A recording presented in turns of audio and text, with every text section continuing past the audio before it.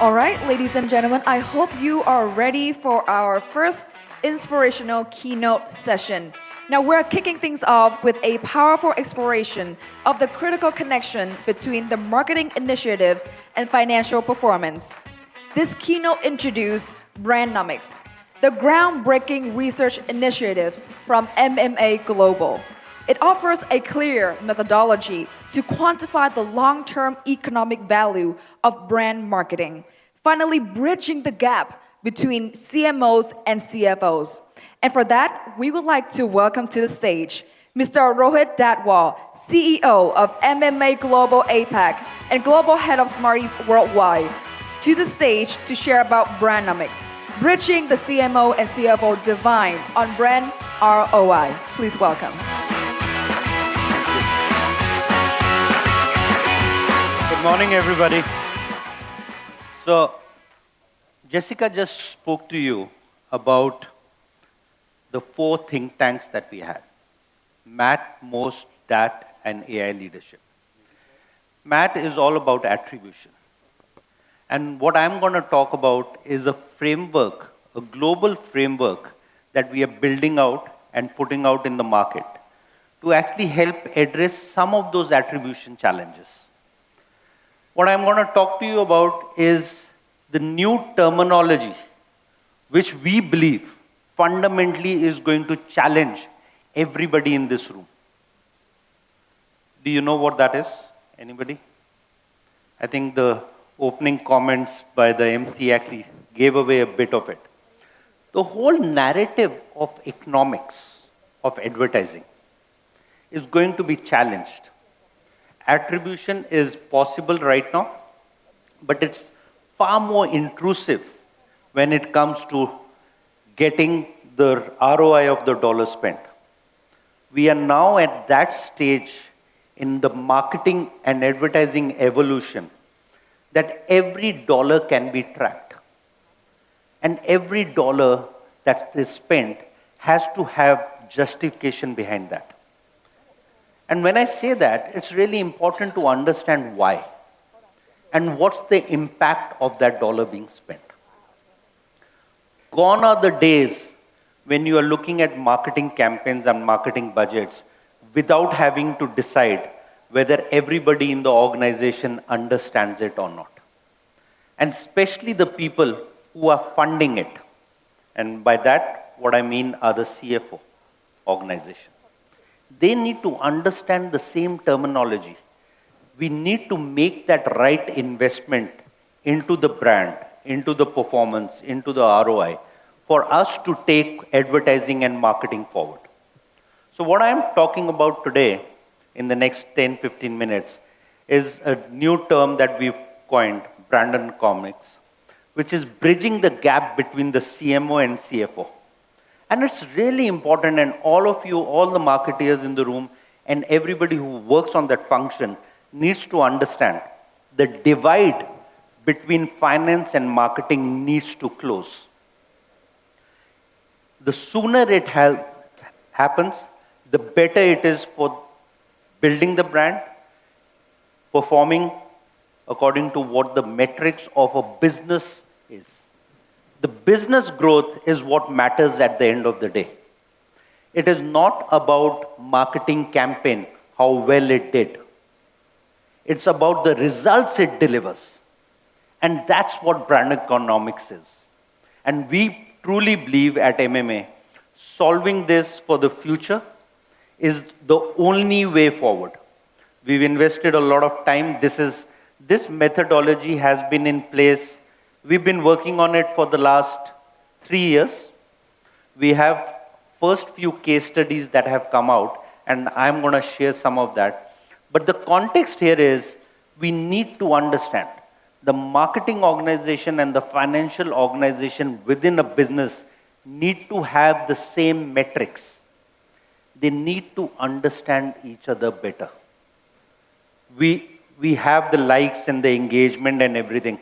But does the finance organization in our business understand what engagement is? What's that metric? What is it delivering to them for sales, for growth, for stock price? And those are the metrics that need to come together so that we are able to invest in the right format going forward. So, what is the biggest challenge ongoing for marketeers today? Any guesses? We did a survey of the top 500 marketing organizations and asked them, what would be the key challenges that you have? And these are not new challenges, believe me, when you see the results. Anybody has any guess? These are age-old problems, but they still persist. Measurement and attribution is still the biggest problem after AI. AI is new baby on the block, so everybody's keen to understand AI, but from a business perspective, measurement and attribution. And the second thing, because it's measurement and attribution and the way we've been doing marketing and advertising for the last 60 years, and the evolution of digital, which can be tracked heavily, the whole focus on performance. And therefore, brand versus performance is the second biggest challenge marketeers have. Major marketeers, that's what they've told us. And there are many more challenges, obviously. These are not just the two challenges. And what we did, based on this survey, is started investing time and effort to understand where that problem is and how that can be solved for the industry. Brand versus performance is an important element because of the growth of digital. Everything is performance. Let me state that. When you were doing TV advertising, that was also performance of sorts, but we never called it performance. You were tracking your sales after the campaign got launched. You saw the uplift in the numbers of your products being sold. That was performance. At a certain level, at singularity, everything that we do in advertising is performance. But that's just one of the signals for the growth of a brand. It's a very critical signal, don't get me wrong. But the whole dimension we are moving towards of performance-based marketing is something that we wanted to question. We wanted to question that for the prosperity of the industry, for understanding what are the pros and cons if we are just focused on performance. And what attributes of brand get added to that? And what's the importance of brand? If everything is performance, why are we even thinking of brand? But that's the equity everybody has. That's the emotion that you have. And as we know, advertising and marketing is a lot about emotions. It's a lot about recall. And therefore, the brand becomes that much more important. So it's brand versus performance, brand as performance, performance as brand. These are the questions that we all need to ask ourselves.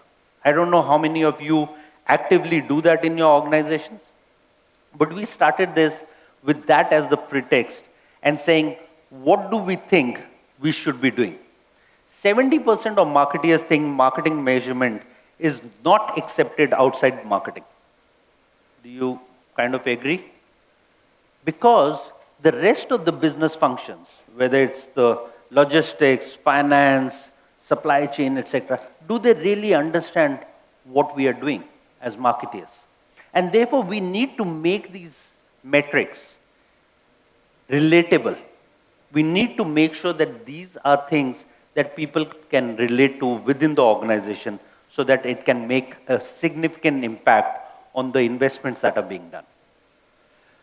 So the two measurement innovations that we helped create while we were working on this methodology was to capture the full impact of media. So we said it's brand as performance. That's the study that we put out. A lot of this is available online. You should be able to get the research, the methodology, etc. about it. So we are saying it's not one versus the other, but it is in combination that it survives and thrives as we move forward. So brand as performance is basically built on two innovations. The first is making sure that you have all your data, a campaign, if you will. What is the impact of that campaign today in real time? How we get all the data sets, how we get shopper data, surveys, etc., and the effect of the campaign in real time and the ROAS and the uplift, etc. But what's very important is it doesn't finish there. If we believe a campaign's longevity is the 30 days that it ran, it's not true. And we needed to attribute that, and we needed to find that out.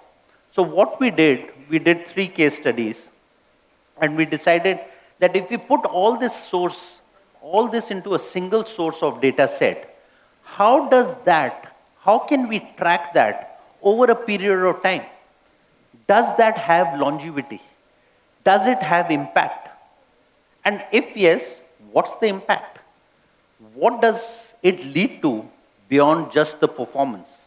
How does it add credibility to brand and equity? And so we did this, and we said we will track this campaign and the results of this campaign over a long period of time. In this case, we said a 7-month period post the campaign finished, of what attribution it had to sales going forward. So that's the premise of brand economics. That's what we are trying to position as one of the key initiatives of understanding how advertising needs to move forward, how we need to be more relatable to the other parts of the businesses, and so that we can start tracking and understanding what impacts the business most. Last year, at Impact Forum, I presented Movable Middle Framework, which was also one of the other frameworks in attribution, where we said there is a certain percentage of your consumer who is more likely to buy your product. It's not the loyalists, and it's not at the bottom, because loyalists are going to buy your product. They just need a small edge, nudge, or recall. But there is a category of users at the bottom of the pyramid who are never going to buy your product. Maybe 10%, maybe 5%, maybe 20%. And therefore, the right investment to be done, or moving the dollars in the middle, they are the people or the consumers who are most favorable to buy your product, given the right messaging, given the right context, given the right service, and so on and so forth. So if you do that, what we were able to establish is to acquire $1,000 worth of sale. You had to spend close to about $300 on the loyalists. In the movable middle, you had to spend, and these are 5-6 case studies. Again, I presented it last time. I just refreshing because it's a very interesting input to this study. But to get $1,000 worth of sale in the movable middle, which is maybe 60% of your total mass space, you only had to spend $200. And to get $1,000 worth of sale at the bottom of the pyramid, you had to spend $2,000 plus to get that return.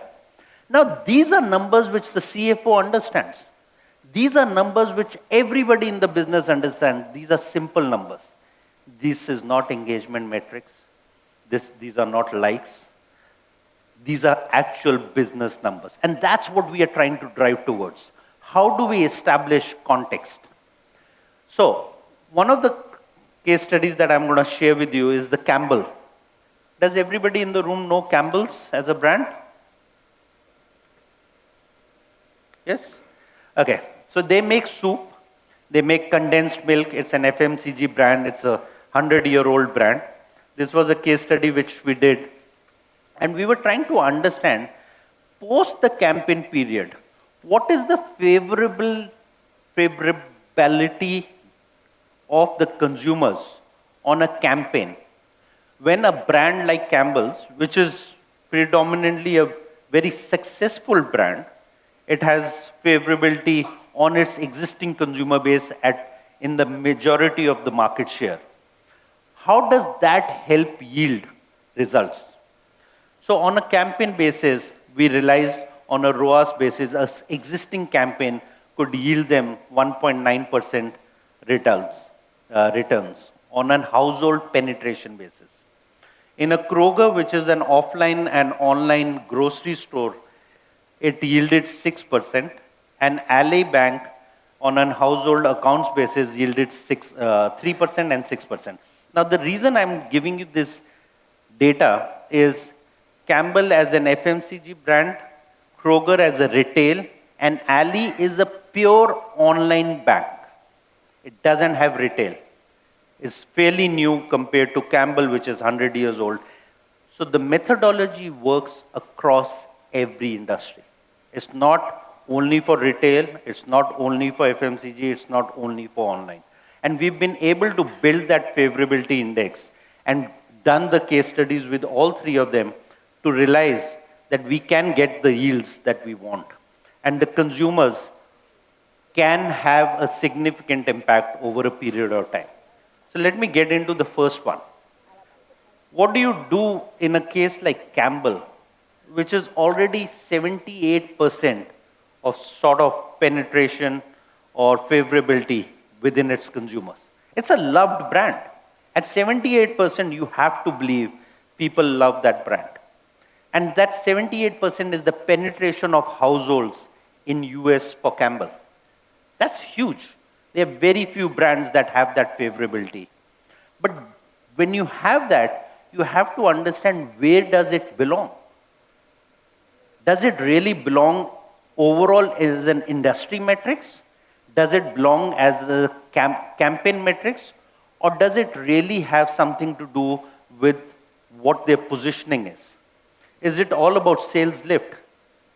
Because campaign can have effect on immediate effect and a long-term effect, and that's what we are trying to establish. The whole exposure of the ads can yield two things. It can help with recall, and it can help deliver immediate sales. So at 78%, it's very difficult to actually build on that. So turning favorability into behavior was something that we were trying to do. We had a third-party research and survey behind it. And what we realized is a lot more responses were being driven by people who were in the favorable versus non-favorables. And that number was huge. Now compare this to the last number I shared with you. The campaign ROAS was 1.9. But an absolute difference of the focus of favorables versus non-favorables in terms of the sales lift was 4x over a period of 7 months. That added over a period of 7 months. So if we had stopped measuring it after 30 days of the campaign, you can never justify what does the brand add to the value. In this case, it was 4x, and the penetration of that brand was 5x. And that's what we are saying. In terms of understanding the favorability of the brand, it is important to understand what the performance metric was, but brand as performance is what we would like to drive forward. In the Kroger case study, and quickly I'll share a couple of notes on this. It's a brand which has 2,700 retail outlets, but they also have an online site, which is what they are trying to promote heavily. The world is moving online, and so they are. And the case study is about driving e-commerce sales. It was a campaign that was run for 11 weeks, and it was run during the holiday season. What is very interesting is, I will show you this ad. It is online sales, trying to drive sales. But what they decided is to understand the impact of brand, emotions. How do we do that if we are trying to do an online sales promotion or an advertising which is focused on online sales? Obviously, the first impact is it has to be promotion-led, it has to be product-led, it has to be sales-led, and so on and so forth. But they went a different route.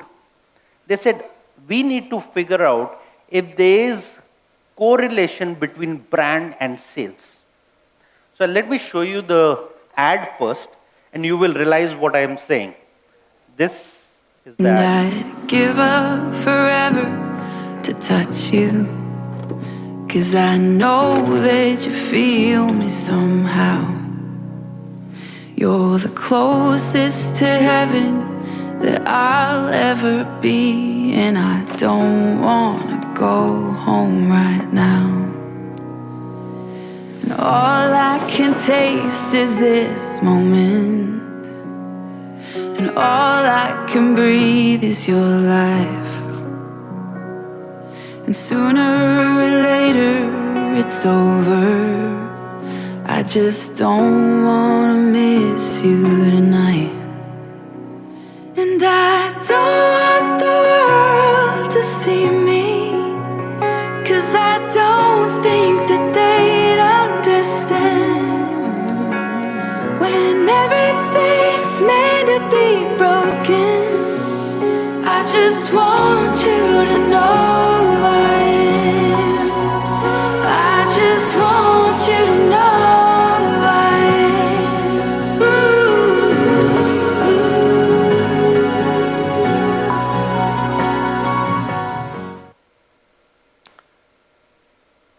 It was purely driven based on emotion. The fundamental of breaking bread, eating meals with your family. There was no sales pitch, there was no product, there was no demonstration. And yet, as a brand, and in this case, had a significant impact on this campaign. So the emotion, what we all fundamentally understand, emotions play a huge role in everything, even in advertising and marketing. The difference in the overall product spend on a ROAS of per household of 1% was the sales uplift they got after this campaign. 1% sales uplift. They were not selling it. But what was very important is the incremental percentage of buying household during the 7-month period, that penetration increased almost 3-folds. And mind you, it had nothing to do with sales or the product. And this was verified by a third party, Circana, which was brought into the case study because they own the retail data. They have the most robust first party data. Yet, they needed to understand what they are seeing is actually true and how that relates back to their business. So basically, that helped us to get 3 long-term effects. These 2 case studies help us define, and then there are more. When you download that case study on the MMA Global website, you can find more about the methodology and the case studies. But what we realized is the increase in penetration in both these cases on a measured ROAS of $100 happened over a period of time, and that yielded another 122. And that's very important because delayed sales at the end of the campaign is far greater than the duration of the campaign. And that impacts. So while we keep on saying performance versus brand, brand versus performance, I think we need to stop doing that. We need to start looking at long-term attributes. Brand as performance or performance as brand. Because they are inseparable. And I think it's really important we start to appreciate that. I know some of you may be already doing it and so on, but there has to be a conscious effort of translating all this back into the business metrics. So, new favorable non-customers were converted at 3x the rate. Lift in favorability was 6 base points. And what we realized is the difference between non-favorables and favorables yielded much better results and retained at a much higher level on the particular campaign. In case with Kroger, it had 5% base point change between the non-favorable versus the favorable consumers. This is where it really breaks down. And if I were to show this to anybody in a business, they would understand this compared to every other measurement metrics that we've used in the past.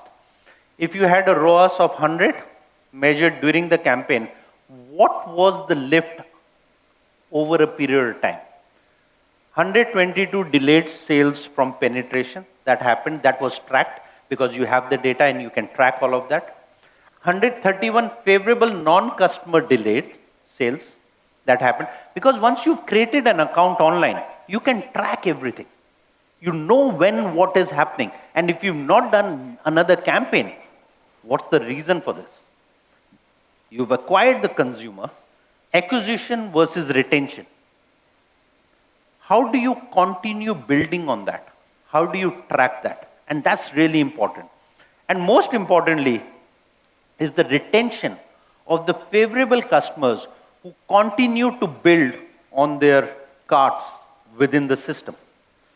And that, to me, my friends, is the effect of the brand.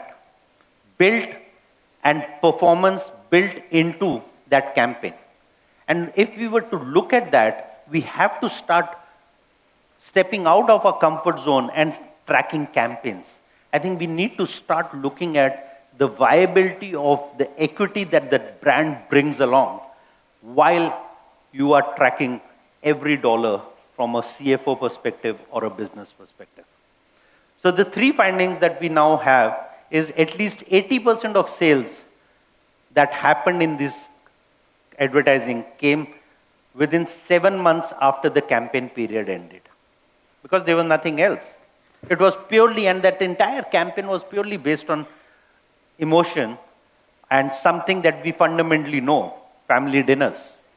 Advertising to own customers is a big driver of sales, and the value of building favorable non-customers is significant, but it shifted with time, because who's not favorable right now will tend to become favorable over a period of time, even if they open an account or not yet.